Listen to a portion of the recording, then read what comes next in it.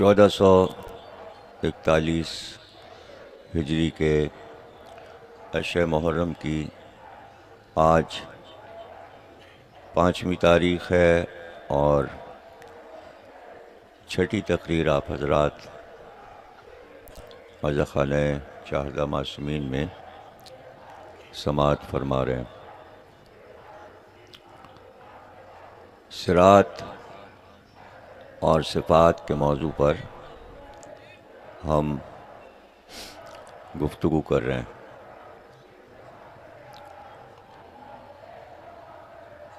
गुज़िश्ता तकरीरों में अर्ज़ किया गया कि ये बात तयशुदा है आयात कुरानी और हदीसों की रोशनी में कि सिरात 14 मासूमीन है। सिरात सिलसिला इमामत, सिरात अली इब्न अबी तालिब, सिरात विलायत अली। इसमें किसी शको शुबहे की गुंजाइश नहीं है और ना इसके अलावा कोई चीज़ पेश की गई है, न किसी ने पेश की है। इसलिए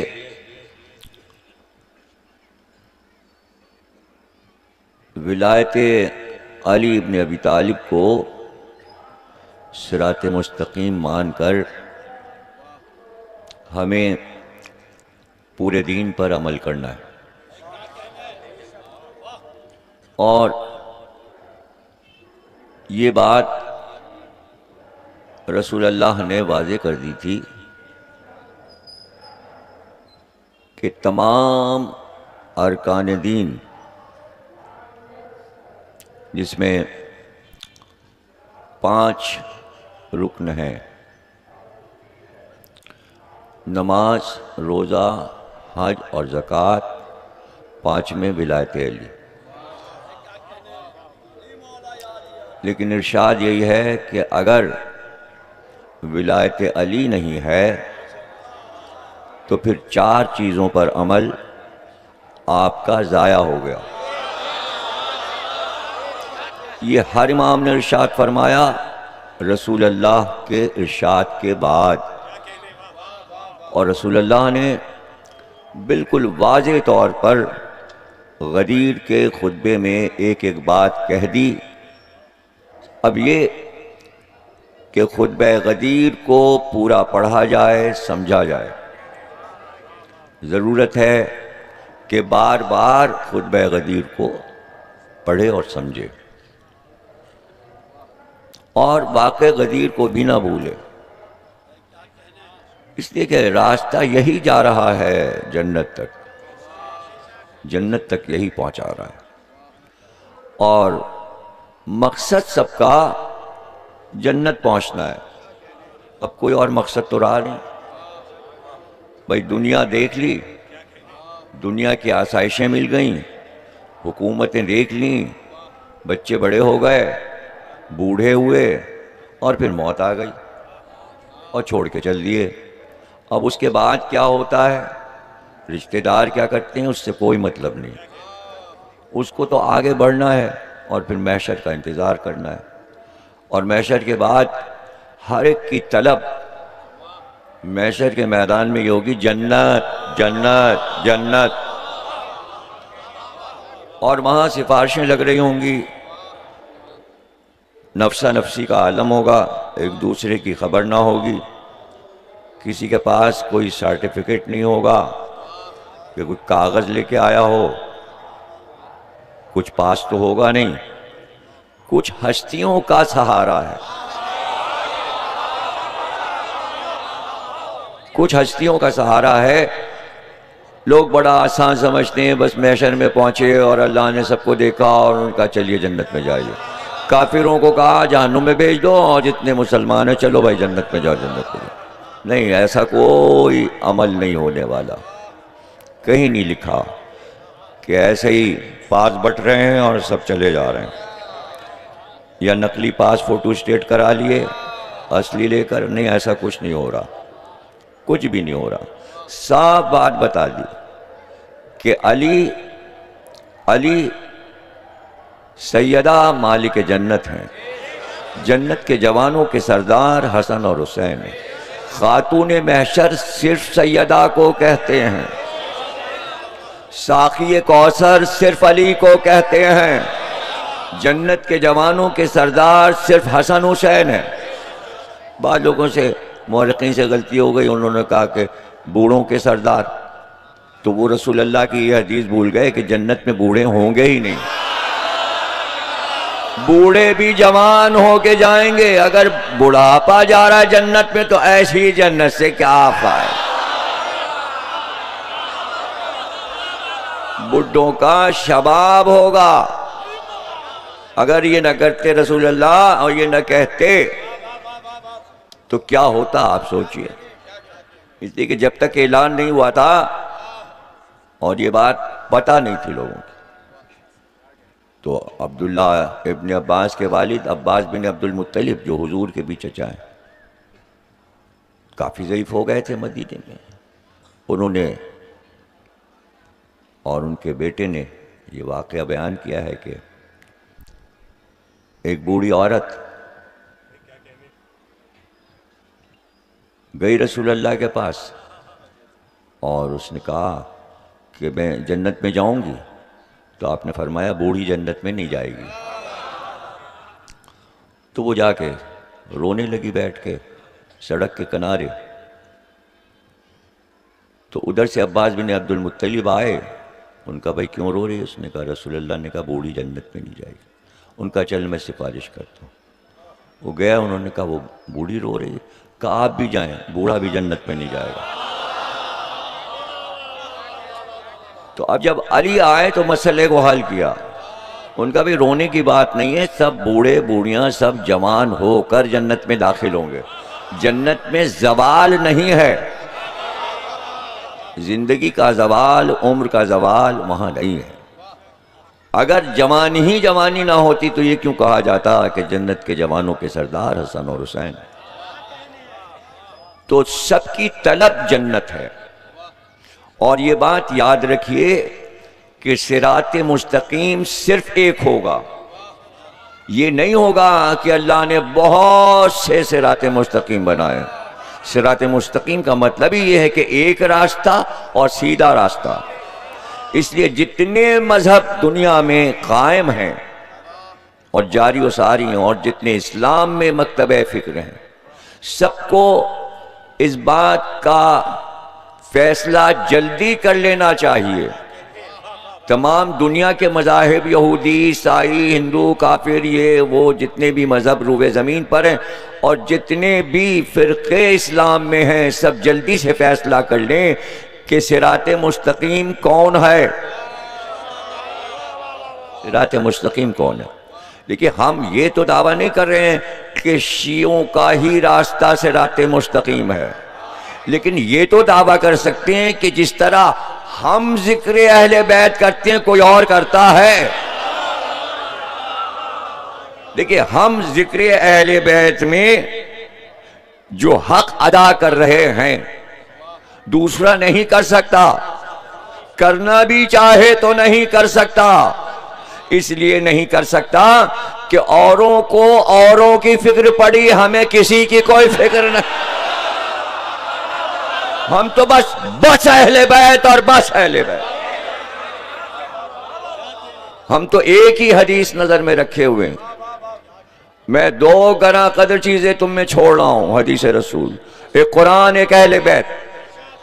हमें अहले बैत ही अहले बैत करते रहना है। इसलिए कि कुरान तो मुजस्सम होकर कौसर के किनारे आएगा अपने असल पैकर में, जिसे आप कुरान कागज पे देखते हैं, इसकी एक हयात है और ये एक नौजवान की शक्ल में कौसर के किनारे आएगा। जब अहले बैत पहुंच जाएंगे जब अहले बैत पहुंच जाएंगे यानी दरबार नबी लग जाएगा और उस वक्त कुरान दरबार में आएगा।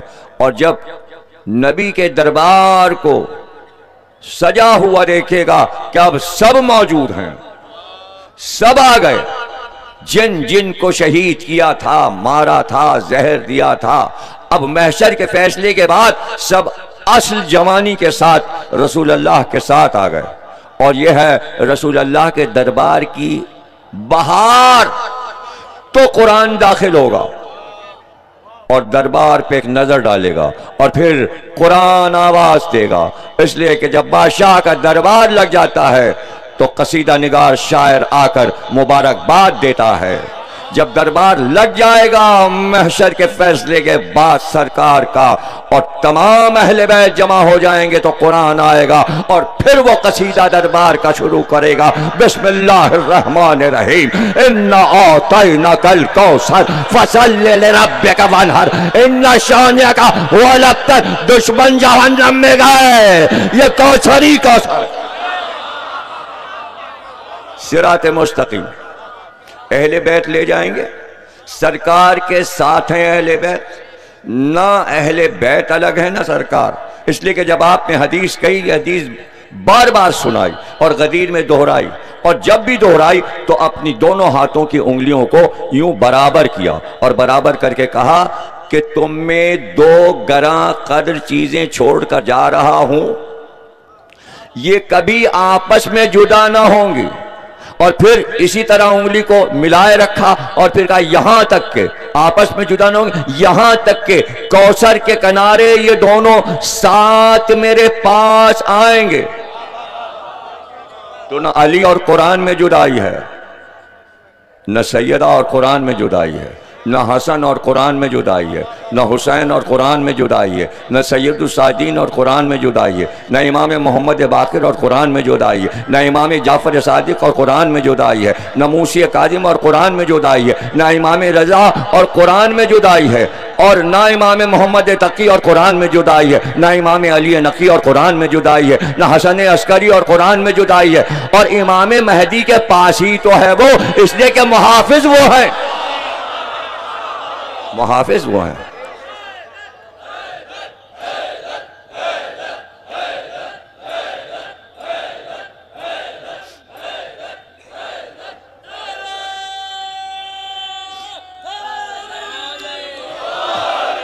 देखिए जो फिक्र है, जो हमारे माजी की उलमा की किताबें हैं, जो हमारी तफासीर हैं, जो हमारी हदीस की किताबें हैं, जो तारीख़ इमामत पर किताबें हैं, कुतुब खाने भरे हुए हैं, कोई हमने छुपा के चीज़ें नहीं रखी हैं। सब उसे पढ़ सकते हैं, सब उसे देख सकते हैं, उस पर गुफ्तगू कर सकते हैं। गुफ्तगू हुई है, गुफ्तगू हुई है, सिर्फ फैसला ये करना है बैठना कहाँ है और किस तरह से राते मुस्तकीम पर आकर सब साथ चलें। देखिए हमें इसकी कोई परवाह नहीं है कि हम ये चाहें कि सबको हम बचा लें, ये हमारा काम नहीं है, हमारी ड्यूटी नहीं है कि हम सबको बचा लें, जहन्नुम में पूरे आलम इस्लाम को, तमाम फ़िरक़ों को ना जाने दें और हम ये कहें कि चूँकि हम हक़ पर हैं तो हमारे साथ आ जाओ और सिरात मुस्तकीम पर हमारे साथ चलो। नहीं, हमें ये सब करने की कोई ज़रूरत नहीं है, इसलिए कि हमें पता है जन्नत कितनी बड़ी है। जितने अहले जन्नत बनाए गए हैं, जन्नत उतनी ही बड़ी है। और कोई ये दावा न करे आइए हम आपको विलायत अली समझा रहे हैं, हम तबलीग कर रहे हैं। तबलीग एक बार हुई, तबलीग का हुक्म किसी को नहीं है।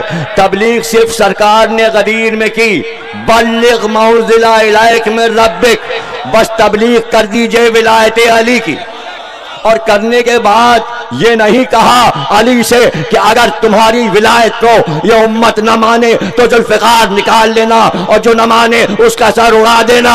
भाई गौर से सुनिए और बात समझने की कोशिश कीजिए। जब हुक्म आया ला इलाहा इल्लल्लाह का, सुनाइए इनको और इनसे कहिए अल्लाह एक है।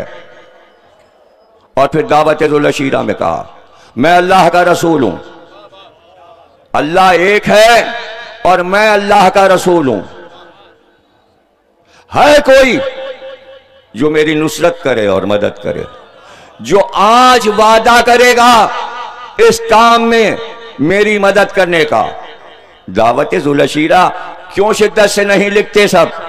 इसलिए कि रावी अभी मुसलमान नहीं हुआ। बेसत है, बेसत के बाद फिर तबलीग होगी। अभी तो मक्के में पत्थर चलेंगे, रसूल को पत्थर मारे जाएंगे, बच्चों को लगा देंगे पीछे अरब और रसूल अल्लाह को जख्मी करेंगे।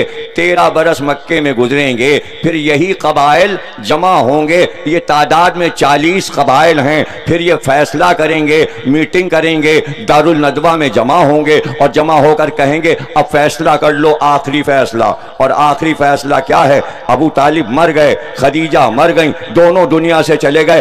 अब क्या फैसला करते हो? सब ने मुत्तफिक होकर फैसला किया, बस आज की रात मोहम्मद को कत्ल कर दो। इसने बहुत परेशान किया और हमारे बुतों का मजाक 13 साल इसने उड़ा लिया। यानी फैसला हो गया था कि मोहम्मद को कत्ल कर दो।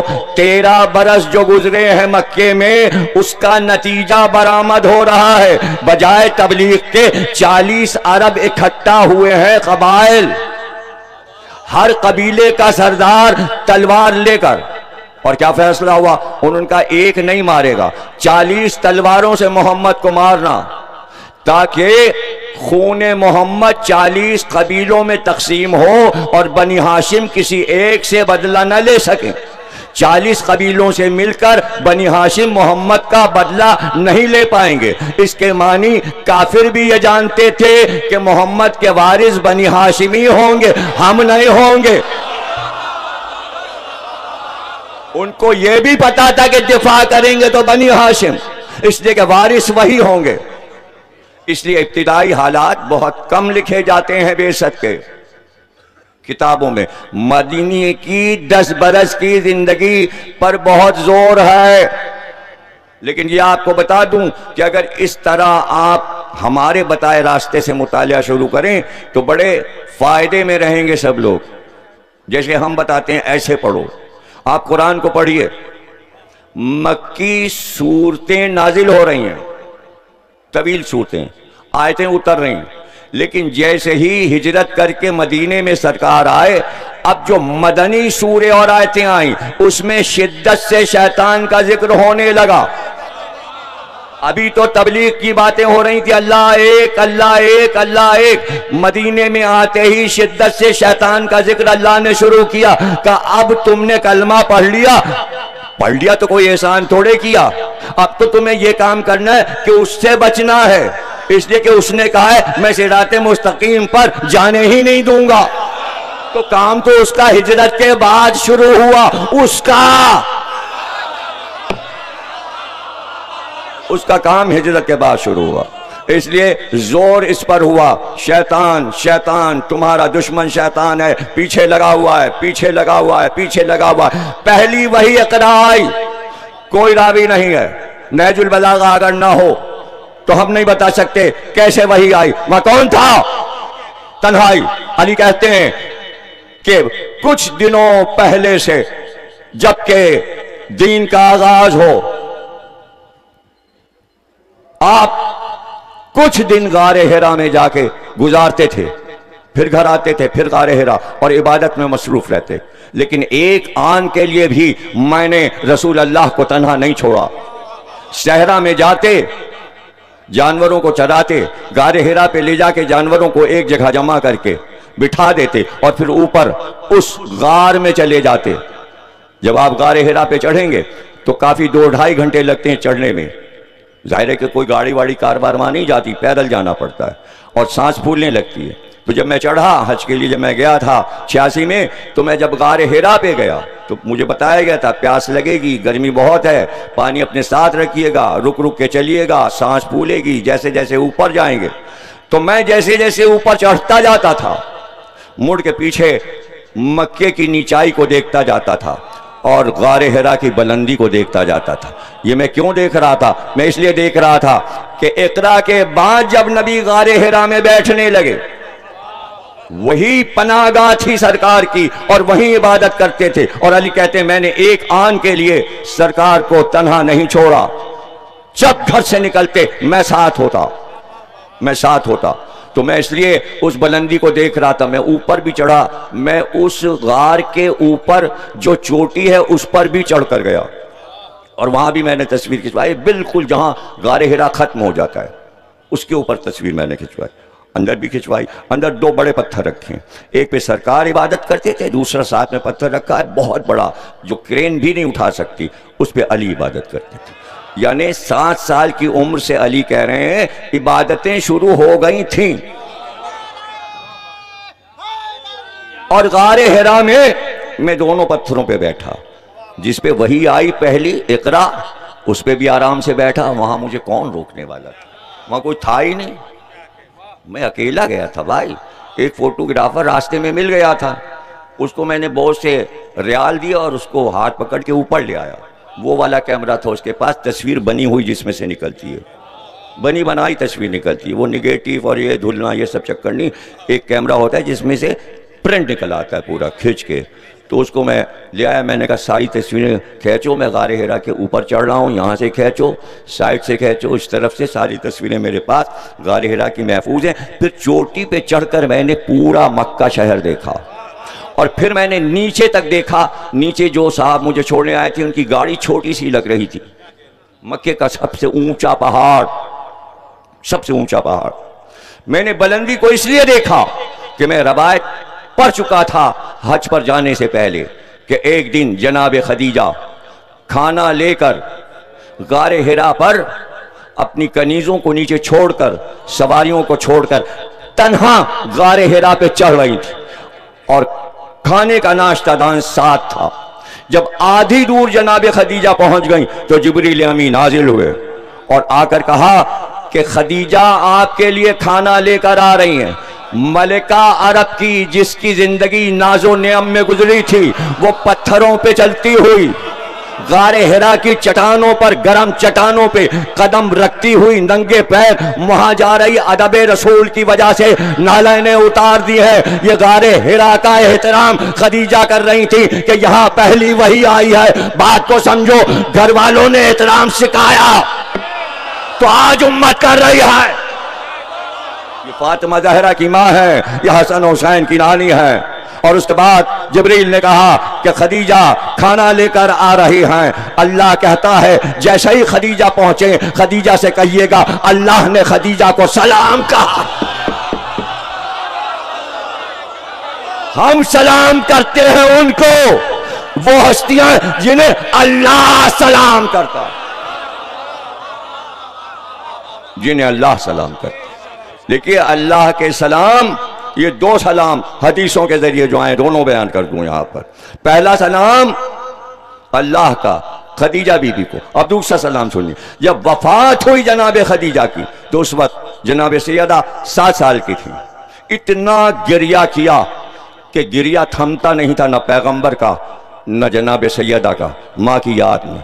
जब इतना रोई, बार बार रसूल लिपटा लेते थे बेटी को, तो जिब्रील नाजिल हुए और कहा कि सैयदा से कहिए कि जो बार बार पूछ रही है मेरी माँ कहाँ है, तो सैयदा से कह दीजिए हमने एक मोतियों का बहुत बड़ा कसर जन्नत में मनाया है, खदीजा हमारे यहाँ है, हमारे पास हैं। और सैयदा से कहिएगा अल्लाह ने खदीजा की बेटी को सलाम कहा है, या माँ के लिए सलाम आया अल्लाह का, या बेटी के लिए आया।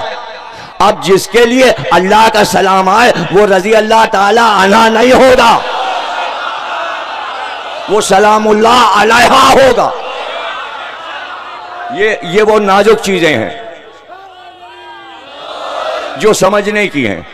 तो मैं इसलिए गारे हिरा को देख रहा था तारीख, हदीस और आयात की रोशनी में, इसलिए कि मैं गारे हिरा के बारे में बहुत कुछ पढ़ चुका था। मैंने ये भी पढ़ा कि पहली वही जब आई तो जिब्रील अमी आए और कहा आपको ये इस्लाम फैलाने के लिए बहुत दौलत की जरूरत पड़ेगी। तो अल्लाह ने कहा है अगर मोहम्मद कहें तो ये गारे हिरा सोने का बना दो जिब्रील। अगर मोहम्मद इस पे नजर डाल दें और कह दें सोने का हो जा, तो ये सोने का हो जाए। उसी वक्त गारे हिरा सोने का हो गया। अब जब ऐसी चीज़ें मेरी नेट पे पहुंचती हैं तो बहुत ही बज़ात लोग ये लिखते हैं कि ये सब जीते हैं और ये हिस्ट्री की हकीकतें हैं, अगर इसे झुटला दिया तो फिर नई सिरात, फिर जहन्नुमी जहन्नुम है, और अगर यहां हमारा तुम्हारा फैसला नहीं होगा तो वहां तो हम होंगे ना। तुम भी भागना नहीं, तुम भी भागना नहीं, मुनकिर भागे ना, न यहां भागे ना वहां भागे। मैं मुंह नहीं छुपाता, जो पढ़ता हूं मजमे में पढ़ता हूं, दुनिया कहीं पढ़ती होगी छत के नीचे बैठ के, मैं तो मैदान में पढ़ता हूं। हमारे यहां मैदान मशहूर है, मैदान मुबाहला, मैदान बद्र, मैदान ओहद, मैदान खंदक, मैदान खैबर, मैदान हुनैन, मैदान गदीर, मैदान करबला।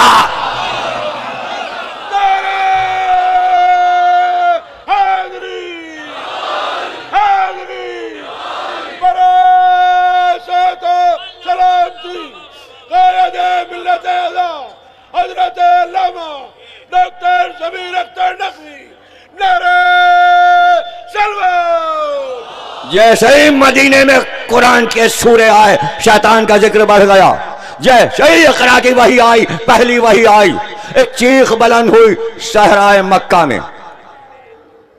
मौला फरमाते हैं नहजुल बलागा में, मैंने पूछा ये चीख कैसी थी? रसूल अल्लाह ने फरमाया ये इब्लीस चीखा है, ये शैतान की चीख बुलंद हुई है। हजरत अली ने पूछा या रसूल अल्लाह क्यों क्यों? का ये मायूस हो गया, आखिरी वही आ गई, आखिरी नबी आ गया, ये मायूस हो गया। हजरत अली ने पूछा क्या अब ये बहका न सकेगा इंसानों को?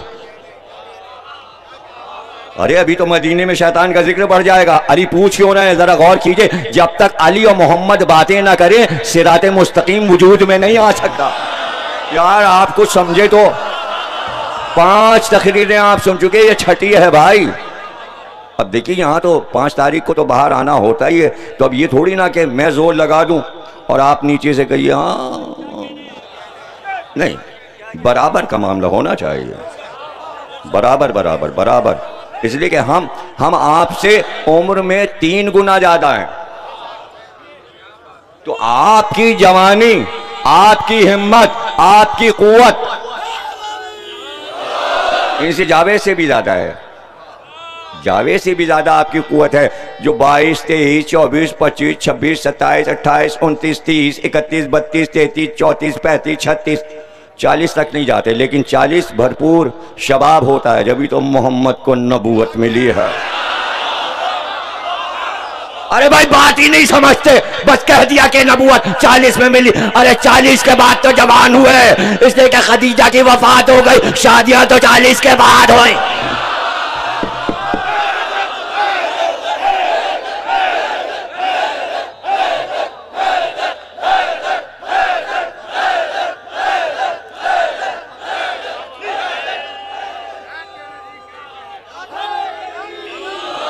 क्या बहकाना सकेगा? रसूल अल्लाह ने कहा नहीं, बहकाना नहीं छोड़ेगा। का फिर चीखा किस बात पर? चीख क्यों इतनी बुलंद हुई इसकी? रसूल अल्लाह ने कहा इसलिए कि बहकाने की लज्जत खत्म हो गई। भाई जुमला अगर नहीं समझे तो कुछ नहीं समझे, फिर अगला जुमला नहीं समझोगे। आखिरी नबूवत आने के बाद शैतान के बहकाने की लज्जत खत्म हो गई। मैदान गदीर में विलायत के ऐलान के बाद कुछ और लोगों की लज्जत खत्म, वही सिलसिला चल रहा है। कुछ बेलज्जत हैं, कुछ लज्जत के साथ।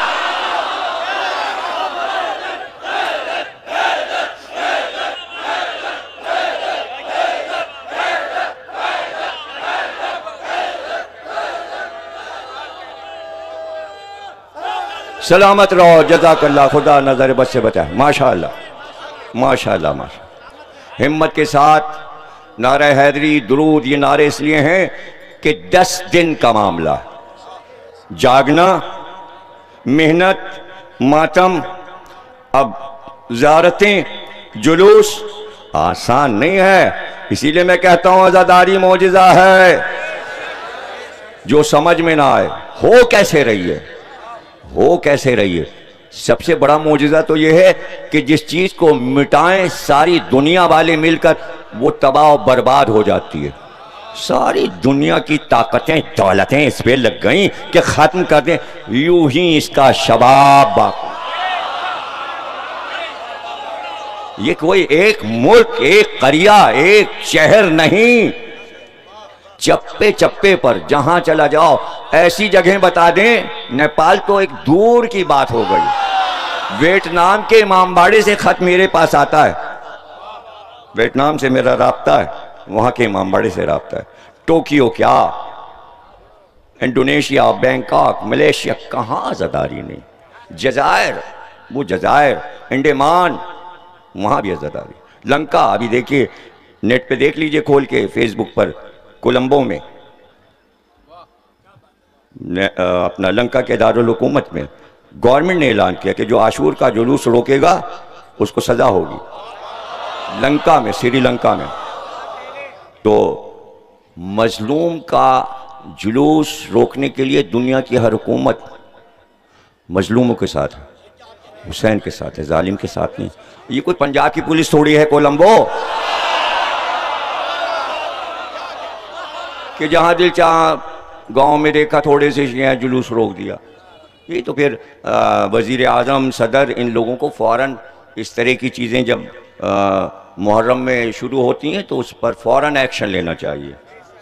और ऐसे ही पोस्टें उनके तक क्यों नहीं पहुंचती, उनका सेक्रेटरीट क्यों नहीं पहुंचा था कि फला जगह के कमिश्नर ने या किसी आईजी डीआईजी ने या किसी थानेदार ने आज़ादारी और जुलूस को रोका है। क्यों रोका भाई, काहे के लिए रोका है?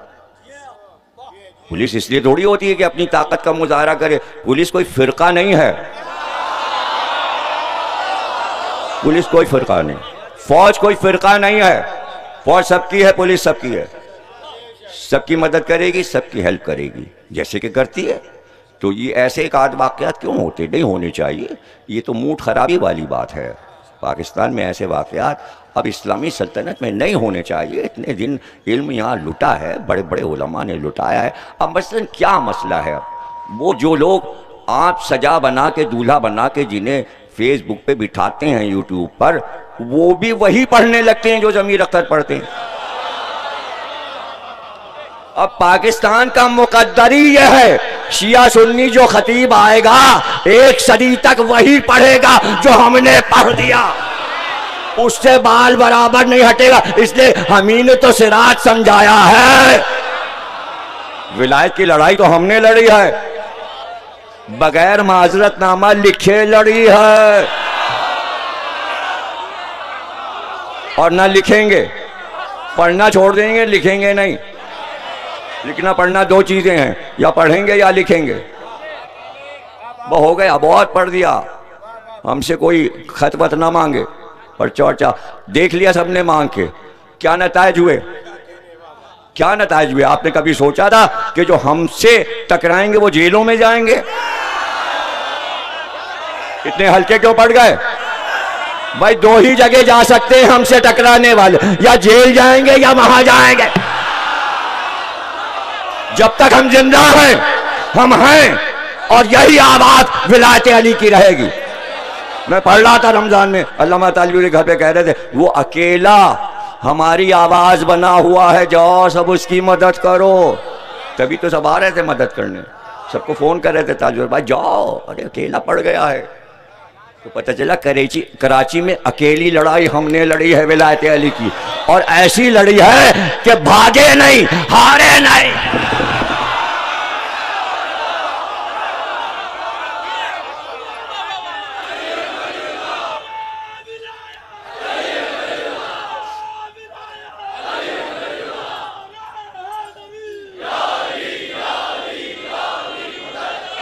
आपने साथ दिया, बहनों ने साथ दिया, ये बहनों ने साथ दिया, भाइयों ने साथ दिया, बेटों ने साथ दिया, बेटियों ने साथ दिया।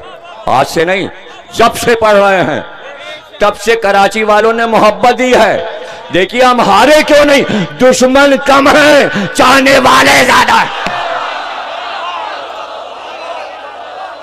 कराची में ऐसे नहीं कोई कामयाब होता, यहाँ बात बनानी पड़ती है।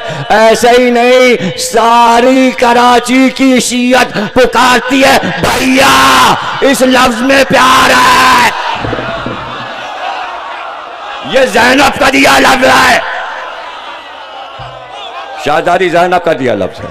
किताब आ गई है 8 को, इंशाल्लाह उसका स्टॉल लगेगा। जिसे लेना है वो ज़रूर ले, ज़रूर इसलिए ले कि मैंने ज़िंदगी में आज तक अपनी लाइफ में 1 रुपए का चंदा कौम से नहीं लिया। क्यों? इसलिए कि मैंने ये नजरिया दिया, शाह हस्त हुसैन, बादशाह हस्त हुसैन, बादशाह के लिए चंदे नहीं होते। तो एक तरीका इख्तियार किया कि ऐसा इदारा बनाया जिसे किताबें लिखो, जो पैसा आए वो तमाम अज़ादारी पे लगे। इसलिए आप हेल्प करें, बस यही है। इसमें क्या है, चंदे में आपने दे दिया 2000 रुपए, चंदा गया, रसीद मिले या ना मिले, कहाँ गया आपका पैसा। लेकिन यहाँ 2000 की किताब ले ली, हज़रत अली अकबर की या जनाब सैयदा की या हज़रत ज़ैनब की किताब आपके पास है, आपके बच्चों के काम आएगी। पैसा ज़ाया नहीं हुआ और चंदा भी ना हुआ। आपने पैसा दिया, हमने डबल कीमत की चीज़ आधी कीमत में आपको दे दी। एक किताब पे 5000 लागत आई है, हम 2000 की दे रहे हैं। ये चंदा नहीं है, चीज़ दे रहे हैं। यानी जो आप देंगे वो वापस आपको मिल जाएगा, तबर्रुक की शक्ल में, मजलिस की शक्ल में, फर्श-ए-अज़ा की शक्ल में। इसी तरह हमने 50-60 साल गुजार दिए, किसी की परवाह नहीं की। तुम्हारे चेहरे देखे, तुम्हारा प्यार देखा, तुमने तकरीरें पसंद की, तुमने हमारे अकायद से मोहब्बत की। तुम्हारे जो अकायद थे और हमारे एक जगह पर हम आहंग हो गए, हम तुम एक हो गए। रिश्ता सिर्फ विलायत अली का है, वरना खूनी रिश्ते भी नहीं पहचाने जाते। ये ताहिर रिश्ता है जो महशर तक रहना है, जिसे यौम अलज भी था, हम तुम्हें वहां भी जानते थे, महशर में भी जानेंगे, यहां भी जानते हैं। हदीस यही है कि जो दोस्त पहले था वही यहां दोस्त है, वही महशर में एक दूसरे को पहचानेंगे, वरना कोई पहचान महशर में नहीं होगी। तो वो चीखा, उसने कहा कि अब क्या होगा। साथियों से कहा, रसूलुल्लाह ने कहा इसकी लज्जत खत्म हो गई, बेकाने की लज्जत खत्म हो गई। अब मदीने आए, मक्के में जो बातें हुई थी रावी वहां नहीं था, इसलिए कि अशीर यानी रिश्तेदारों को बुलाओ, दावत जुल अशीरा। वहां बाहर का रावी रिपोर्टर कैसे अंदर जाता? वहां तो रसूलुल्लाह की फुफियां आई थी, चचियां आई थी। तो कोई मक्के का आदमी वहां परिंदा पर नहीं मार सकता, वहां भुनगा नहीं जा सकता। रसूलुल्लाह का घर था, सारे चचा थे, चचियां थी, फूफियां थी, और अल्लाह ने कहा अभी इनसे बात करो। और वहां ये बात हुई, जो आज मेरी मदद करेगा। एक एक जुमले पे गौर करना, तकरीर खात्मे पे पहुंच रही है। अगर उम्मत में ऐलान करते कि मैं अल्लाह का रसूल हूं और अल्लाह को एक मनवाने आया हूं, कौन मेरी मदद करेगा? तो उम्मत में से कोई भी उठता। रसूलुल्लाह ने कहा जो आज मेरी मदद का वादा करेगा वो आने वाले दौर में मेरा जानशीन, मेरा खलीफा, मेरा वजीर, मेरा वली होगा। ये घर में कहा, सन्नाटा हुआ। 3 बार आपने ऐलान किया और तीनों बार अली उठे। नहजुल बलागा यही खुतबा पढ़ते चला जा रहा हूं, उसी में आगे फरमाया कि मैंने कहा या रसूलुल्लाह मैं छोटा हूं, पिंडलियां मेरी कमजोर हैं, लेकिन मैं वादा करता हूं कि मैं आपकी नुसरत करूंगा, मैं आपकी मदद करूंगा, और मैं जो आप कह रहे हैं इस पर कारबंद रहूंगा। आप अल्लाह के रसूल हैं, मोहम्मद रसूल अल्लाह। भाई जुमले समझना तुम्हारा काम है, समझते रहे हो, समझकर दाद देते हो, इल्म को लेते हो, अपने दामन में लेकर जाते हो। जुमले पे गौर करना, पूरी उम्मत के लिए सिरात मुस्तकीम का फैसला कर रहा हूँ। इससे आसान समझाना मेरे बस में नहीं है। इंटरनेशनल मेरी तकरीर होती है, किसी के लिए महदूद नहीं होती, किसी एक फ़िरक़े के लिए नहीं होती, किसी पे तंज नहीं होता। मैं किसी को बुरा भला नहीं कहता, मैं तबर्रा नहीं पढ़ता, बात साफ साफ कर देता हूँ, साफ बात कहता हूँ। इससे अजियत होगी, इससे तकलीफ होगी, ये बंद कर दो। मैं बुरा नहीं कह रहा मिंबर से, और ना कहता हूँ, ना कभी कहा है, और ना तबर्रा मैंने मिंबर से किया है। अगर मुझे करना होगा तो मैं अपने घर में बैठ के तबर्रा कर लूंगा, किसी को उसमें हिस्सेदार नहीं बनाऊंगा। इसलिए कि ये हमारे दीन का एक अकीदा है, कुरान का अकीदा है। हज़रत इब्राहिम से कहा गया कि तबर्रा इख्तियार करो, हज़रत इब्राहिम ने तबर्रा इख्तियार किया और कुरान से तबर्रा निकला है। बरात यानी दूरी इख्तियार करना, इसके मानी है कि बस दूर हो जाओ, हम तुमसे बात नहीं करते, ना हम तुमसे मिलेंगे ना तुम हमसे मिलो, हम बिल्कुल तुमसे दूरी इख्तियार करते हैं। इसको कहते हैं बरात। सूरह बरात कुरान में है, नमा सूरा, यानी दूरी इख्तियार करो काफिरों और मुशरिकों से, इसी को तबर्रा कहते हैं, इसलिए उसका नाम सूरह बरात है। अभी अर्ज किए देता हूं। तो क्या हुआ, या रसूल अल्लाह, मैं कहता हूं, अली ने कहा मोहम्मद रसूल अल्लाह। अली ने शब हिजरत मदद की, 40 पहलवान तलवारें निकाले थे। अल्लाह ने कहा अली को सुलाइए, आप जाइए। यानी तलवारों के वार अल्लाह ये चाहता है अली पे चलें और नबी बच जाएं। अब तलवारों का रुख अली की तरफ मुड़ रहा है, ये मर्जी इलाही है। अब ये मर्जी इलाही क्यों है, ये अभी पता चल जाएगा। ये मर्जी इलाही क्यों है, इसलिए कि सिराते मुस्तकीम उधर से जाना है। अब दुश्मन की निगाह उधर रहे, इसलिए कि जंग उधर करना है अली से। मोहम्मद जा रहे हैं इस रास्ते से, बिस्तर पे अली सो गए। अली के लिए क्या मुश्किल था, बचपन से सीने पे सोए थे, बिस्तर की खुशबू सूंघी थी। खुद कहते हैं मेरा बिस्तर रसूल अल्लाह का सीना था, बिस्तर पे लेटे नींद आ गई। अरे भाई बचपन से 22 साल से 23 साल से उसी बिस्तर पे तो सोए थे, वही लिबास को तो सूंघा था, वही लिबास रसूल अल्लाह अपना पिन्हा कर गए थे। अपनी अबा, अपनी कबा, हज अपनी नालैन, अपना अमामा सराने रख दिया था, अमामा और चादर अपनी अली को ओढ़ा दी थी, गोया शबी बना दी थी। रसूल अल्लाह ने अपनी शबी बनाई ताकि शबी बनाना जायज हो जाए, शबी बना दी, अली को अपनी शबी बना दी। तवज्जो है ना आपकी। सुला के चले गए। अली ने क्या कहा, मोहम्मद रसूल अल्लाह, मैं वादा करता हूं, शब हिजरत सोए, बदर में मदद की, ओहद में मदद की, खंदक में मदद की, खैबर में मदद की, खंदक में मदद की, हुनैन में मदद की, फतेह मक्का तक वादा अली का पूरा हुआ। दो भाइयों का वादा, दावत जुल अशीरा। गिबन मशहूर मौरिख है, अंग्रेजी का the fall of the Roman empire किताब में लिखता है कि दो भाइयों ने दावत जुल अशीरा में वादा किया था। एक मोहम्मद का वादा था, एक अली का वादा था। अली ने जो वादा किया था कि मैं मदद करूंगा, तो अली ने मदद करके दिखा दी। सारी जिंदगी रसूल अल्लाह के आखिरी जिंदगी के साल तक के जनाजे को भी नहीं छोड़ा और दफन करके रहे, और मदद यहां तक की अली की मदद पूरी हुई। रसूल अल्लाह ने वादा किया था जो मेरी मदद सारी जिंदगी करेगा, मैं उसको अपना जानशीन, अपना खलीफा बनाऊंगा। मोहम्मद का वादा बाकी था, उसी का नाम गदीर है कि अब ऐलान करो कि मेरा जानशीन, मेरा खलीफा अली है। अगर मोहम्मद वादा पूरा न करते तो गोया एक भाई ने पूरा किया, एक वादा पूरा किए बगैर चला गया। इसलिए अल्लाह ने कहा जल्दी से ऐलान कीजिए, अब आपका जिंदगी का आखिरी साल है, विलायत अली का ऐलान कर दीजिए। रसूल अल्लाह ने ऐलान कर दिया, वादा पूरा हुआ। तवज्जो है ना आपकी। पहला कलमा अली ने पढ़ा दावत जुल अशीरा में, मोहम्मदन रसूल अल्लाह। रसूल अल्लाह ने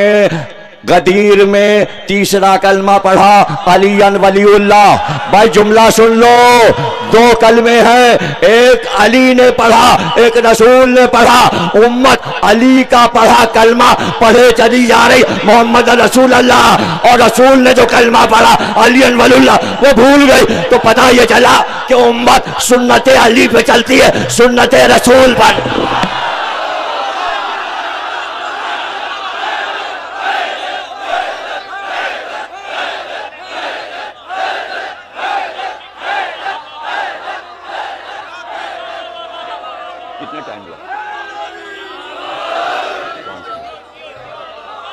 सलामत रहो, खुश रहो।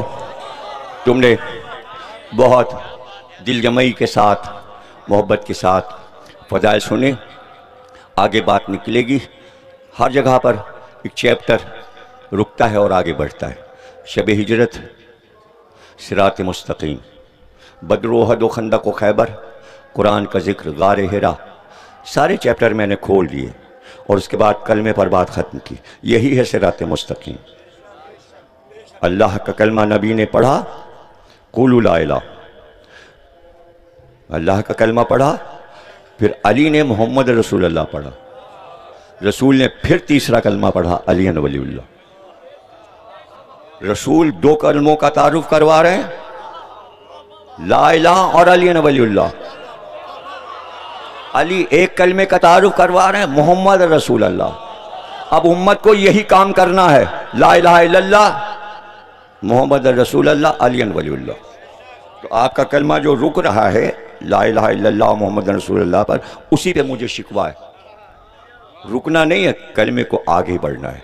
कलमा इसलिए आगे बढ़ना है कि बच्चों को, जवानों को, किसी भी मज़हब और मिल्लत वाले को अकली दलाइल से, लॉजिक से समझा देना कोई मुश्किल नहीं है। बार बार समझाया कि फरमाया रसूलुल्लाह ने ला इलाहा इल्लल्लाह अल्लाह का एक कला है।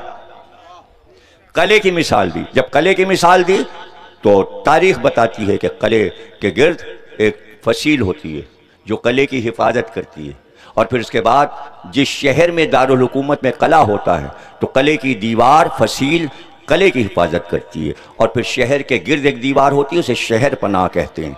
वो शहर की हिफाजत करती है, फसील की हिफाजत करती है और कले की हिफाजत करती है। अगर दुश्मनों की फौज आती है तो उसका हमला डायरेक्ट दारुल हुकूमत के बादशाह से होता है, कले पर हमला होता है, लेकिन उसे पहले शहर की दीवार तोड़नी पड़ती है, तब वो शहर में आएगा। अगर उसने शहर की दीवार तोड़ ली तो फिर वो कले की दीवार तोड़ेगा। जब कले की दीवार तोड़ लेगा तब कले में घुसेगा और उसके बाद वो ला इलाहा तक जा सकता है। यहाँ रसूलुल्लाह ने बताया ला इलाहा एक कला है अल्लाह का, उसके गिर्द एक फसील है, कले के गिर्द मजबूत दीवार है, उस दीवार का नाम है मोहम्मद रसूलुल्लाह, और शहर के गिर्द जो दीवार है उसका नाम है अली वलीउल्लाह। दुश्मन जब आएगा तो उस दीवार पे लड़ेगा जो अली वलीउल्लाह है। तो आपने देखा मोहम्मद रसूलुल्लाह पे झगड़ा नहीं है, ला इलाहा पे झगड़ा नहीं है। तो आपको ये जो हैरत होती है अली वलीउल्लाह पे क्यों झगड़ा, इसलिए कि अली ने अपने कलमे पे दुश्मन को रोका हुआ है। होने दो झगड़ा, होने दो बहसे, अली ने रोका हुआ है। हाँ लड़ो, अली वलीउल्लाह पे लड़ लो, हार जाना तो चले जाना और हमें हरा देना तो आ जाना मोहम्मद रसूलुल्लाह तक। तो पता चला अली जिंदगी में भी सीना सिपर थे, और वहां आलम नूर में जाने के बाद दोनों भाई का ये पैक्ट है अल्लाह से कि अल्लाह के दुश्मनों को अली मारे, अली के दुश्मनों को अल्लाह मारे। याद रखिएगा, अली का दुश्मन जब भी मरता है और बुरी मौत मरता है, मारने वाला अल्लाह होता है। वो आया गदीर के बाद, कौन? हारिस बिन नौमान फहर कबीले का था, लंबे कद का ऊंट पे बैठ के आया था। मस्जिद में दाखिल हुआ और उसने कहा ये तुमने हमसे कहा नमाज पढ़ो, हमने पढ़ी।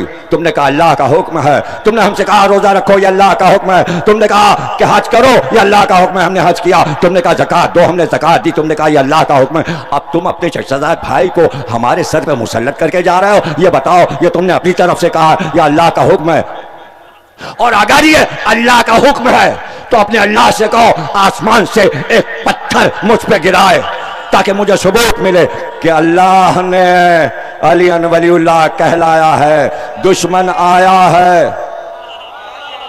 अली का दुश्मन अब आया, अली का दुश्मन अब आया। नहीं समझे, बद्र में अल्लाह का दुश्मन आया, अली ने मारा। ओहद में अल्लाह का दुश्मन आया, अली ने मारा। खंदक में अली ने मारा अल्लाह के दुश्मन को। खैबर में हारिस, अंतार, यासिर मारा अल्लाह के दुश्मनों को, अली ने मारा।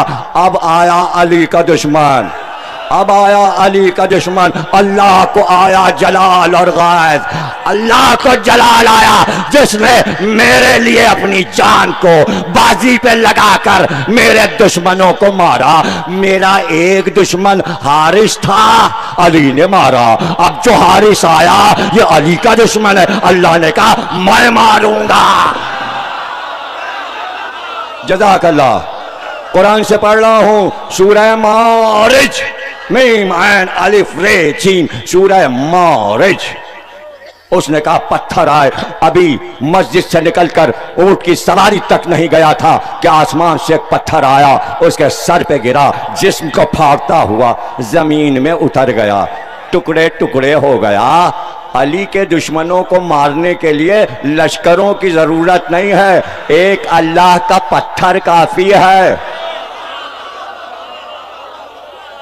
हम सोचा करते थे हजर अस्वद काबे में क्यों रखा है, ये मेहदी के किस काम आएगा, उठा उठा के सर पे अली के दुश्मनों के मार। अभी तो चूम लो, अभी तो चूम लो। ये हरबा हथियार बन जाएगा, अल्लाह का हथियार, जन्नत का लाया हुआ हथियार बन जाए। इसमें से शुआएं फूटेंगी, इसमें से नूर निकलेगा, इसमें से रोशनी निकलेगी। जब मेहदी की विलायत का दरबार कायम होगा और मेहदी का लश्कर कायम होगा तो नूर का हरबा आएगा और उस वक्त सब वापस आएंगे, रजत होगी। रजत का अकीदा वाजिब है, कुरान में है। रसूल अल्लाह आएंगे, हजरत अली आएंगे, फिर सारे आइम्मा आएंगे और उस वक्त जैसे ही पुकार होगी जिब्रील की कि रसूल अल्लाह आ गए, इब्लीस भागेगा और ये कहता हुआ वो आ गए, वो आ गए। तो उस वक्त रसूल अल्लाह के पास एक हरबा होगा, वहीं से वार करेंगे जो इब्लीस पे जाके लगेगा। रसूल अल्लाह इब्लीस को कत्ल कर देंगे, इब्लीस रसूल अल्लाह के हाथ से कत्ल होगा। सुना दी सारे हदीसें, शैतान का खात्मा हो गया, मेहदी आ गए, ज़हूर हो गया, विलायत अली का बोलबाला हो गया। अब कौन सा मंजर देखना है भाई आपको, कौन सा सिराते मुस्तकीम आप ढूंढ रहे हैं, कहाँ है, यहीं है। आइए, हुसैन भी आ गए, सब आ गए, सारे आइमा आ गए, अली भी आ गए, हसन भी आ गए, कुरान में जिक्र है। अब उसने कहा कि हम पे अजाब भेज अल्लाह। अब मैं आज पढ़ता हूँ सूरह मारिज की, साला साइलुन बि अज़ाबिल वाक़ि, सवाल करने वाले ने हमसे अजाब मांगा, हमने उस पर अजाब भेज दिया।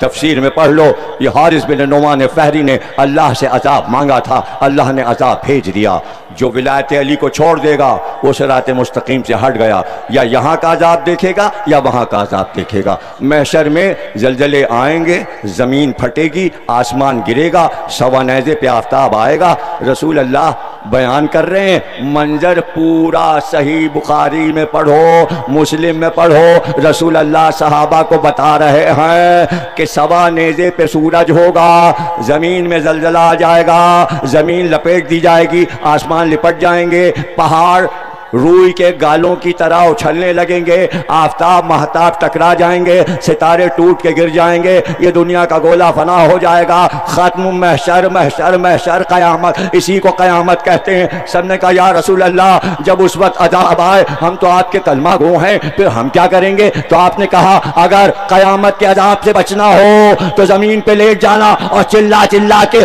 हमारी आल पे दुरूद पढ़ना, अल्लाहुम्मा सल्ली अला मुहम्मदिन व आले मोहम्मद। अहले सुन्नत ने लिखा, कंजुल उम्माल में लिखा है, अहले सुन्नत की किताब में, अगर क़यामत के अज़ाब से बचना है तो अहले बैत पे दुरूद पढ़ो। क्या है सिराते मुस्तकीम?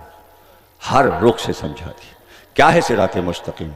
इमाम हुसैन अपने मुअज्जिन को लेकर चले थे, अपने मसरूक को मदीने से लेकर चले थे, और वही हर जगह नमाज में अजान दे रहा था। लेकिन सुबह आशूर जमात बैठी थी, एक बार हुसैन मुड़े, कहा अली अकबर, सुबह की नमाज का वक्त हुआ, तुम अजान दो। अली अकबर की अजान की आवाज़ गूंजी, अल्लाहु अकबर, अल्लाहु अकबर। एक यहूदी आया मदीने में और उसने कहा मैं कलमा पढ़ना चाहता हूँ, इसलिए कि मैंने रात को मुसलमानों के नबी मोहम्मद को ख्वाब में देखा है, मैं चाहता हूँ कि उनके नवासे हुसैन के हाथों पे मैं मुसलमान हो जाऊँ। लोग जमा हो गए, इमाम हुसैन आए, सबने कहा कि या अबा अब्दुल्ला, कैसे यकीन करें कि इसका ख्वाब सच है और इसने रसूलुल्लाह को ख्वाब देखा है, और हम इसके ईमान पे कैसे यकीन करें? आपने ग़ुलाम को आवाज़ दी कि घर में जाओ और उम्मे लैला से कहो अली अकबर को कुछ देर के लिए भेज दें हुसैन के पास। ग़ुलाम गोद में लेकर आया, अली अकबर के चेहरे पर उस वक्त नकाब पड़ी रहती थी। जब हुसैन आ गए ग़ुलाम की गोद में तो आपने अली अकबर के चेहरे से नकाब हटा दी। एक बार उस यहूदी की नज़र चेहरे पे पड़ी और पुकारने लगा, यही चेहरा तो रात ख्वाब में देखा है, यही चेहरा तो रात ख्वाब में देखा है। हाँ, अली अकबर दुनिया में आए, जैसे ही आए और हुसैन ने अली अकबर को गोद में लिया, फ़ौरन आवाज़ दी, कहाँ है मेरी बहन ज़ैनब? शहजादी ज़ैनब आई, इमाम हुसैन ने ज़ैनब की आगोश में अली अकबर को दे दिया, सीने से लगाया और हज़रत ज़ैनब ने फरमाया भैया अगर इजाज़त दो तो फिर अली अकबर को हम ही पालें। कहाँ ज़ैनब, बिल्कुल तुम पालो, तुम्हारे पास रहेंगे ये, अली अकबर तुम्हारे पास रहेंगे। लेकिन हज़रत ज़ैनब रात को जनाब उम्मे लैला के पास पहुंचा जाती थी। एक दिन सुबह को हज़रत उम्मे लैला ने इमाम हुसैन से कहा आका पता नहीं क्या बात है, आधी रात जब गुजरती है मेरे पहलू में अली अकबर सोता है तो कोई एक साया आता है, शहन के अंधेरे में अली अकबर पे झुक जाता है। कहा उम्मे लैला किसी को बताना नहीं, वो मैं हूँ, मैं आधी आधी रात को उठकर अपने लाल के पास आती। क्यों आका? का बस ये ख्याल आता है कहीं ऐसा ना हो कि मैं सो रहा हूँ, यहाँ अली अकबर को प्यास लगी हो और वो पुकारें बाबा प्यास लगी है, अम्मा प्यास लगी, तो मैं देखने आता हूँ मेरा लाल प्यासा तो नहीं है। वही अली अकबर मैदान जंग से वापस आया है, कहता है बाबा बड़ी प्यास लगी है, ये ज़रा बख्तर ये खोद जल रहा है। कहा अली अकबर ये तो तुमने बारे इमामत उठाया हुआ है, ये तो तुमने बारे इमामत उठाया हुआ है, ये तो रसूल अल्लाह का असलहा है, उनकी ज़रा है, ये उनका खोद है, ये अली ने पहना है, ये हमने पहना है। इसकी गर्मी है अली अकबर, हाँ प्यास लगी है, दरिया सामने है। अभी आप देखते हैं ना कि इमरान साहब हर साल वहाँ पे सबील लगाते हैं, इस तरफ हमारे मून साहब सबील लगाते हैं। ये सब अरसे से ये बच्चे बचपन से और आगे बढ़ेंगे, शुहदा फाउंडेशन पे सबील लगी है। अंदर बच्चों ने जगह जगह थोड़ी थोड़ी दूर, खुद मेरे मकान के सामने सज्जाद साहब ने सबील लगाई हुई है। ये सबीलें क्या है? जब आप पढ़ेंगे सूरह यूसुफ में तो अल्लाह कहता है मोहम्मद ये दीन इस्लाम, ये तुम्हारा अली दो भाइयों का रास्ता है, हाँ जा सबीली, ये तुम्हारा रास्ता है। सबील यानी रास्ता, सबील के मानी रास्ता है। लेकिन अली अकबर जब वापस आए तो अरबी में जो जुमला कहा वो ये था बाबा एक कूज़े आपकी सबील हो सकती है, यानी कोई रास्ता निकल सकता है थोड़े से पानी के लिए। बस वो दिन 1400 बरस गुजर गए, जिसने सुना मेरे शहजादे ने सबील चाहिए थी तो जहाँ पानी रखा अब उसका नाम सबील। ए अली अकबर एक जाम मांगा था, एक कूज़ा मांगा था, देखो तो कितने कूज़े भर के रख दिए हैं शहजादे, जो प्यासा जा रहा है तुम्हारे नाम पर पानी पी रहा।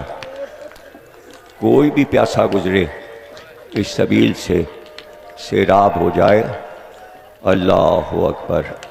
चले अली अकबर, आका ज़माना क्या कहेगा अगर आज हम न लड़े और मैदान में न गए। बाबा मुझे भेजिए। का कैसे भेज दूँ अली अकबर, जिस फूफी ने 18 बरस परवान चढ़ाया है उसका भी तो हक है, जिस माँ ने पाला है गोद में उसका भी तो हक है, तो आप चलकर इजाज़त दिला दें। का अली अकबर ज़ैनब उस गोद में पली हैं जिस गोद में मैं पला हूँ, मैं ज़ैनब के मिजाज को जानता हूँ, चलो मैं इजाज़त दिलवा दूँ। लेकर आए अली अकबर का हाथ पकड़कर खैमे का पर्दा उलटकर ज़ैनब के खैमे में आए। हज़रत ज़ैनब की 2 यादगारें करबला में हैं, रोज़ा शाम में है, करबला में 2 यादगारें। एक बीच में वो खैमागाह जहाँ ज़ैनब आई थी करबला में 2 मोहर्रम, और एक तले ज़ैनबिया जहाँ से पुकार रही थी मेरा माज आया। 2 यादगारें।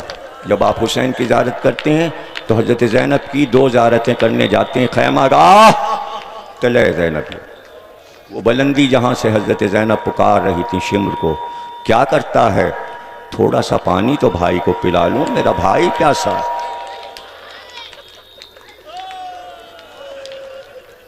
जज़ाकल्लाह, अल्लाह आपको सलामत रखे।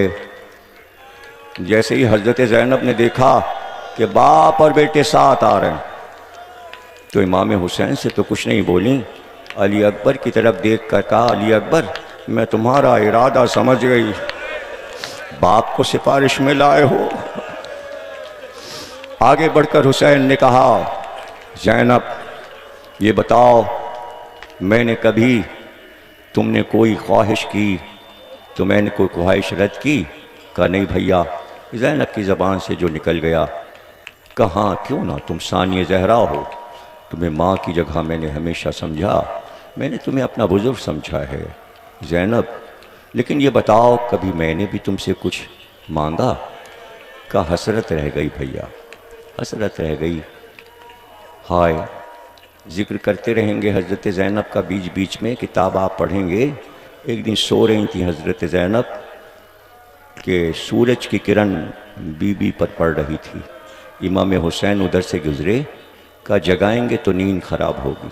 अपनी अबा उतार कर साया करके खड़े हो गए। जनाब ज़ैनब की आँख खुल गई तो उस दिन से हज़रत फ़िज़्ज़ा से कहती थी, फ़िज़्ज़ा तूने देखा इमाम वक्त हैं, बड़े भाई हैं, किस कदर एहतराम करते हैं कि अपनी चादर का साया मुझ पे किया। काश फ़िज़्ज़ा ऐसा हो, बार बार कहती थी, काश फ़िज़्ज़ा ऐसा हो कि मेरा भाई सोता हो, धूप तेज़ हो तो ज़ैनब अपने सर की चादर उतार कर भाई पे साया कर। ज़िंदगी गुजर गई मगर ऐसा मौका ना आया, और जब मौका आया तो पुकार के कहा, भैया मौका तो आया था, धूप बहुत तेज है कि साया का, मगर चादर नहीं। आप समझिए भाई और बहन की मोहब्बत क्या है। और फिर भतीजे से मोहब्बत, ज़ाहिर है हुसैन के रिश्ते से मोहब्बत है। अली अकबर मैं इरादा समझ गया, भैया आपने कभी कुछ नहीं मांगा, आज मांगू? आप मांगिए, अगर मेरी बिसात में वो चीज़ होगी। कहा ज़ैनब अली अकबर को मरने जाने दो, मैदान जंग की इजाज़त दे दो। कहा भैया तुमने पहली बार कुछ कहा, जाओ अली अकबर खुदा हाफिज। एक मरहला तय हुआ, बाहर आए अली अकबर, चेहरा सुर्ख था। कहा बाबा अब तो घोड़े पे बिठा दीजिए। कहा नहीं, उस माँ पालने वाली का हक है, उससे भी तो इजाज़त लो। कहा बाबा चल के इजाज़त दिलाइए। कहा नहीं, माँ से बाप नहीं कह सकता बेटे को मरने जाने दो, उम्मे लैला गैर घराने की है, ज़ैनब मासूम है, हमारे घर की है। 5 मासूमों का नूर उसने देखा है। अब अली अकबर ये तुम्हारा इम्तिहान है, जाओ ये तुम्हारा इम्तिहान है। कहा अच्छा बाबा। सर को झुकाकर खामोश माँ के खैमे की तरफ बढ़े। एक बार पर्दा हटाया, आए खैमे के अंदर देखा माँ खाके करबला पे जानू पे सर रखे बैठी है, बाल बिखरे, आँख में आंसू। जाते ही अपना सर माँ के कदमों पर प्यार से रख दिया। माँ ने सर उठाया, जुल्फ़ों को पकड़कर सीने से लगाया। काली अकबर कल के गए अब आए।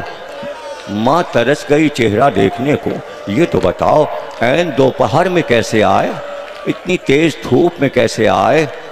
कहा माँ एक बात पूछने आया हूँ, मैंने बारहा बाबा से भी महशर का हाल सुना है और फूफी अम्मा से भी सुना है, तो मैंने ये सुना है कि इस वाक़े के बाद महशर में जब मेरी दादी सैयदा आएंगी तो करबला की तमाम बीबियां मेरी दादी की खिदमत में आएंगी और एक एक आकर बीबी ये कहेगी हमने करबला में आपके बेटे पर से अपना बेटा कुर्बान किया। ज़ौजा मुस्लिम कहेंगी हमने 4 बेटे कुर्बान किए। उम्मुल बनीन कहेंगी हमने 4 बेटे कुर्बान किए। उम्मे फरमा कहेंगी हमने अपना कासिम कुर्बान किया। ये बताइए अम्मा आप मेरी दादी को क्या जवाब देंगी।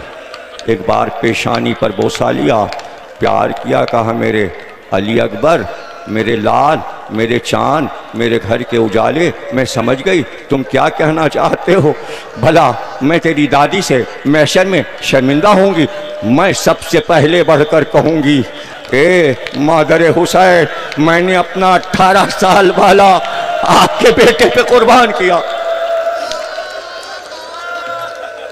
अभी ताबूत अली अकबर बरामद होगा, आप ज़ियारत करेंगे। मेरे सारे बच्चे हर साल की तरह जैसे कि मातम करते हैं मातम करेंगे। रिज़ा हुसैनी के साहिब बयास जनाब फराज साहब हज़रत अली अकबर का नोहा पढ़ेंगे, लेकिन मैं उनसे दरख्वास्त करूँगा कि वो फ़ौरन जहाँ कहीं भी हों जल्दी यहाँ पर पहुँचें, करीब आएँ और मसाइब के फ़ौरन बाद नोहा शुरू करें, देर न लगाएं, इसलिए कि नौजवान फ़ौरन मातम शुरू कर देते हैं। उनका मातम ऐसा होता है कि देख के गिरिया तारी होता है। इधर मेरे बच्चे मातम करते हैं, उधर मेरी बहनें, वहाँ भी मातम शुरू हो जाता है। वहाँ मातम नहीं होगा, उम्मे लैला को पुरसा दिया जा रहा है, उधर अली अकबर का ताबूत आ रहा है, आप हुसैन को पुरसा देंगे, आप गिरिया कीजिए, सर पे हाथ मारिए, सीने पे मातम कीजिए, सर का मातम। अब तो फेसबुक सबके पास है ना, क्या करबला में देखते नहीं हो कि कौन कौन सा मातम होता है? क्या करबला के मातम तुमने नहीं देखे? क्या तुम इराक़ वालों से पीछे रहना चाहते हो? देखो हिंदुस्तान वालों ने अपना मातम वो शुरू कर दिया जो इराक़ में होता है। बस उन्होंने देखा, उन्होंने कहा देर नहीं करना है। ये बासम करबलाई के एक एक वक्त में 35,000 मातमदार होते हैं और बिला रुके हुए, बिला इंटरवल के बस मातम है और मातम है। ऐसा मातम हमने नहीं देखा। बस उसी तरह का मातम आप भी किया कीजिए। जब कोई शहीद का जनाजा आ जाए, चूम कर बोसा देकर फिर पुरसा, यही है मातम, यही पुरसा है। नौहा, यही आवाज़ें हुसैन को पसंद हैं, जनाब सैयदा को ये आवाज़ें पसंद हैं, जनाब ज़ैनब को ये आवाज़ें पसंद हैं, मातम की आवाज़ें, नोहे की आवाज़ें। अभी ताबूत नहीं आ रहा, अभी मैंने मसाइब शुरू नहीं किए, अभी तो बस आगाज़ है। एक बार अली अकबर को उम्मे लैला ने इजाज़त दे दी, लेकिन जैसे ही उम्मे लैला ने इजाज़त दी, अल्लाह अकबर, हुसैन खड़े थे, फ़ौरन ही अली अकबर ने कहा बाबा अब तो फूफी अम्मा ने भी इजाज़त दे दी, अब तो अम्मा ने भी इजाज़त दे दी। कहाँ फूफी ने रुखसत किया, माँ ने, बूढ़े बाप ने कहाँ रुखसत किया। हाथ को थाम कर एक तन्हा खाली खैमे में ले गए, एक संदूक को खोला, उसमें से एक अमामा निकाला और अली अकबर के सर पे उस अमामे को बांधकर दोनों तरफ शमले लटकाए। कहा अली अकबर ये मेरे नाना का अमामा सहाब है, शबे मेराज नाना ने यही बांधा था जब आसमान की बुलंदियों पर गए थे, उस दिन से ये अमामा अमानत रखा है हमारे पास। जब से आया और तुम दुनिया में आए तो हम सोचा करते थे अब ये नाना का अमामा किसको पहनाएंगे। जब तुम आ गए तो हमने ये फ़ैसला किया जब हम अली अकबर को दूल्हा बनाएंगे और अली अकबर की बारात लेकर जाएंगे तो हम यही अमामा जो जर्द रंग का अमामा है ये अली अकबर को पहनाएंगे। आज हमने तुमको दूल्हा बना दिया, हमने तुम्हें दूल्हा बना के देख लिया। अली अकबर ज़रा आगे बढ़ो। अली अकबर 7 कदम आगे बढ़े, कहा ज़रा पीछे हटो। कहाँ अली अकबर, बिल्कुल रफ्तार मेरे नाना की है, तुम्हारी गुफ्तार मेरे नाना की है। और एक बार दोनों हाथ बुलंद किया आसमान की तरफ और कहा परवरदिगार अब उसको भेज रहा हूँ तेरी बारगाह में जो मेरे नाना से मुशाबे है रफ्तार में, गुफ्तार में, खल्क में, खुल्क में, उसको तेरी राह में भेज रहा हूँ। और अभी हाथ बुलंद थे कि सूरह आले इमरान की आयत पढ़ी, इन्नल्लाह अस्तफ़ा आदमा व नूहन व आला इब्राहीमा व आला इमराना अलल आलमीन। इस आयत से शेख मुफीद ने कहा कि अली अकबर की इस्मत साबित है। ये आयत वहीं पढ़ी जा सकती है जहां मासूम का जिक्र आए। अली अकबर आले मुस्तफ़ा भी हैं, आले इमरान भी हैं। और एक बार बीबियों में गिरिया का शोर बढ़ा और कहा अली अकबर को आपने दूल्हा बना दिया। तमाम खैमे की बीवियां आकर हज़रत ज़ैनब के खैमे में आकर जमा हो गईं और अली अकबर के गिर्द, इसलिए कि रसूल अल्लाह की ज़ारत थी, रसूल अल्लाह की ज़ारत थी। अली अकबर रुखसत हो रहे थे। अब हमीद बिन मुस्लिम कहता है मैंने गिरिया का शोर जब सुना तो बार बार ख़याम हुसैनी की तरफ नज़र जाती तो मैंने ये देखा कि कई बार खैमे का पर्दा उठता था और गिरता था, उठता था और गिरता था। लेकिन बात समझ में ना आई कि बार बार पर्दा उठता है और फिर गिर जाता है, इसका क्या राज है। ये तो हमीद लिख गया। हाँ, मदीने में सैयद सज्जाद से पूछा गया कि क्या बात थी कि अली अकबर की रुखसत पर कभी पर्दा हटाया जाता था और कभी पर्दा गिर जाता था, इसकी क्या बात थी। कहा जब हुसैन पर्दा उठाते थे कि अली अकबर बाहर निकले तो बीबियां अली अकबर से लिपट जाती थीं और कहती थी वाह अली अकबर अल फिराक शबी है पैगंबर अलविदा, और सब बीबियों ने हल्का किया अली अकबर के गिर्द। लेकिन जब अली अकबर दर खैमा तक आ गए तो एक बार सकीना आगे बढ़ी और बढ़कर अली अकबर का दामन थाम लिया। कहा भैया चचा पानी लेने गए थे वापस नहीं आए, अब तुम वादा करो कि तुम जाओगे तो आओगे, ऐसा तो नहीं कि रन में रह जाओगे। क्या सकीना प्यासी रह जाएगी? अभी दामन बहन थामे थी भाई का। कहते हैं वाह रे सब्रो करारे ज़ैनब, कि एक बार आगे बढ़ी और सकीना को ज़ैनब ने गोद में उठा लिया और कहा अली अकबर जाओ जल्दी ना करो, जाओ रन में जाने में जल्दी करो। सकीना को गोद में लिया, खैमे का पर्दा हटा, अली अकबर बाहर आए। उकाब आया। सुदैफ अली अकबर का गुलाम उस वक्त मौजूद था जो बाद में गिरफ्तार हुआ और नाबीना हो गया था।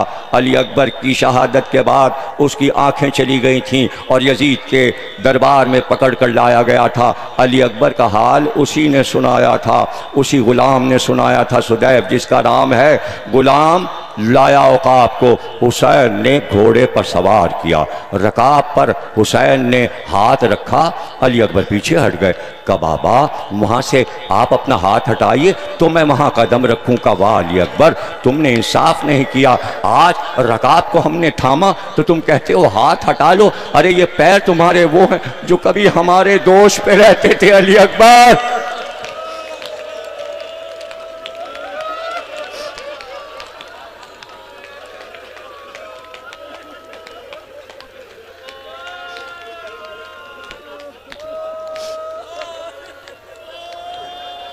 देखिए मेरे साथ, जैसे मैं कहूँ वैसे कीजिए। सवारी आ रही है, अली अकबर के जनाजे की शबी आने वाली है कुछ देर में। जैसे इस्तेक़बाल करते हैं ना हर साल, भूलना नहीं है। देखिए मैं नहीं भूलता, आप भी ना भूला कीजिए कि मैं हर साल कैसे ज़ारत निकलवाता हूँ। सारी ज़ारतें, कल झूला निकलेगा, 7 को मेहंदी, 8 को अब्बास का ताबूत जो इर्तिज़ा साहब ने नया ताबूत बनवाया है, उसमें करबला के तबरुकात सारे होंगे रोज़े अब्बास के। हर साल इसी तरह मैं ज़ारत निकलवाता हूँ। अब मेरी तरफ देखना, जैसे मैं करूँ उस तरह करना। देखो ऐसे करो, या हुसैन, या हुसैन, या हुसैन, वाह अली अकबरम, हाय अली अकबरम। जोर जोर करो ताकि मैं सुनूं।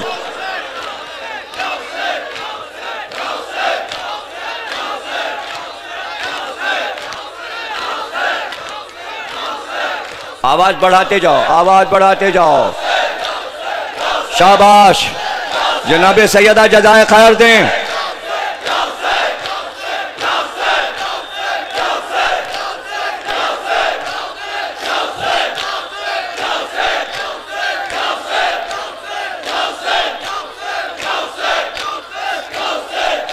दो चार जुमले सुनो, इसी तरह मातम करना। हमारे जुमलों के बाद मातम करते हुए खड़े हो जाना और मातम करते रहना और ताबूत बरामद होगा। एक बार अली अकबर का घोड़ा जो चला तो कहा अली अकबर बस जब तक मेरा तुम्हारा सामना रहे मुड़ मुड़ कर मुझे देखते रहना, मेरी तरफ चेहरा करते रहना। अली अकबर मुड़ मुड़ कर बाबा को देखते रहे। एक बार देखा कि जहाँ खड़े थे वहीं पर खड़े थे और अली अकबर मुड़ मुड़ कर चेहरा दिखा रहे थे। एक बार अली अकबर जो मुड़े तो देखा कि बाप कमर पकड़े घोड़े के पीछे दौड़ता, मातम मातम मातम मातम मातम मातम।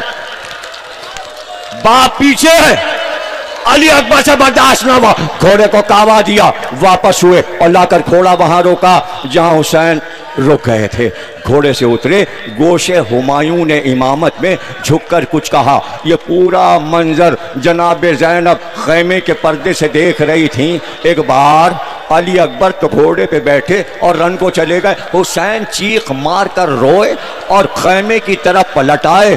अब जो रोए, दाढ़े मार के जो रोए, तो बेख्तियार ज़ैनब ने पूछा ये मेरे लाल ने चलते वक्त क्या कह दिया बाबा कि इस तरह तड़प कर आप रोने लगे?